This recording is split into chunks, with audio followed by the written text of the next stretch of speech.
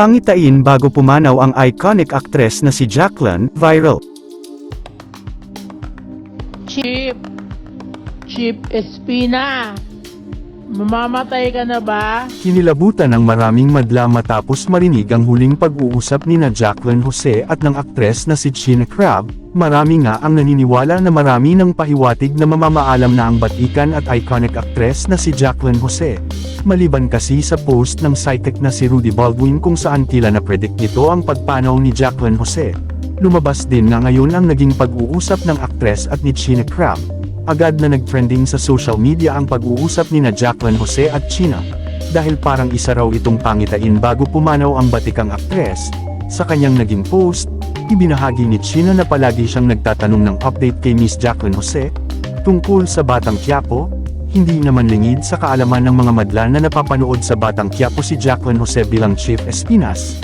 Bago ito pumanaw, at sa kanilang naging huling pag-uusap, natanong pa nga ni Gina si Miss Jacqueline Jose kung matitgen na raw ba ang kanyang karakter sa Batang Quiapo.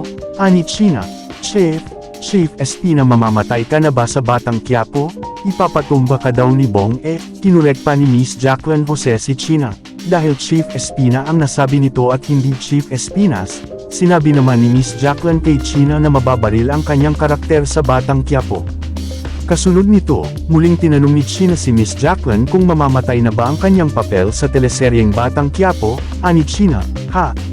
Matitgi ka na? Sa kanyang tugon, sinabi nga ni Miss Jacqueline na sana raw ay hindi papapatayin ang karakter niya. Aniya, sana hindi, pero sa isang hindi inaasahang pangyayari nagkatotoo nga ang hula ni Gina na matitgi na si Miss Jacqueline Jose. Ngunit ang mas masaklap, hindi ito sa teleseryeng Batang Quiapo, kundi sa tunay na buhay. Samantala, hindi naman lubos makapaniwala si Gina na wala na ang kanyang tita Jacqueline.